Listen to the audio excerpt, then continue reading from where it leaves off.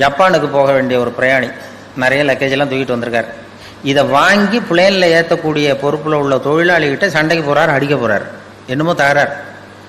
இவர் கடுமையாக இருக்குது, ஒரு முகம் கோவப்படுறாரு. இந்த பெரிய மனுஷன் ஜப்பான் போக வேண்டிய பிரயாணி இதை வாங்கி பிளேனில் ஏற்றுற தொழிலாளி இருக்கானே, அவன் சிரிச்சுக்கிட்டே சரி சார் சரி சாருங்கிறான்.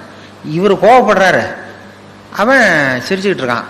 இதை ஒரு பேராசிரியர் பார்த்துட்டு இருக்கிறார், மனவளக்கலை மன்ற பேராசிரியர் அங்கே உட்காந்து பார்த்துட்டு இருக்காரு. இது என்ன இந்த பெரிய மனுஷன் இவ்வளவு கோவப்படுறான், அந்த சாதாரண தொழிலாளி சிரிச்ச முகத்தோடு இருக்கிறானே, அவன் நமக்கு வகுப்பு எடுக்கலாம் போல இருக்கு, சினம் தவிர்த்தல வகுப்பு அப்படின்னு நினச்சிட்டார்.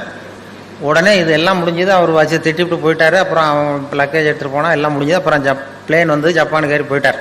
அதுக்கப்புறம் இந்த பேராசிரியர் அவனை ஓடி பிடிச்சி கொண்டு வந்தார் அந்த தொழிலாளியை. தவாரப்பா, நாங்கள்லாம் சினம் தவிர்த்தல்னு பயிற்சி ரொம்ப காலமாக நடத்திட்டு இருக்கோம்.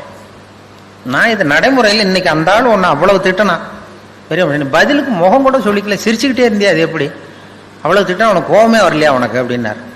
அப்பா அவன் சொன்னான், அப்படி இல்லை சார், மனுஷன்னு பிறந்தா கோவம் வராமல் இருக்காது, கோவம் வரும், எல்லாருக்கும் கோவம் வரதான் செய்யும், ஒவ்வொருத்தரும் அவங்கவுங்க வழியில் அதை டீல் பண்ணுவாங்க. நீ என்னடா பண்ணேன்னு கேட்டிருக்காரு. ஒன்றும் இல்லை சார், அவர் அந்த பெரிய மனுஷன் ஜப்பான் போயிட்டு இருக்காரு, அவர் லக்கேஜெல்லாம் அமெரிக்கா போயிட்டு இருக்கு அப்படின்னு.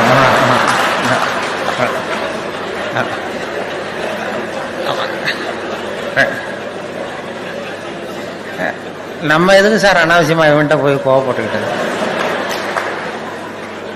நம்ம வழியில நம்ம சினத்தை தவிர்த்துக்கிட்டா போதும்.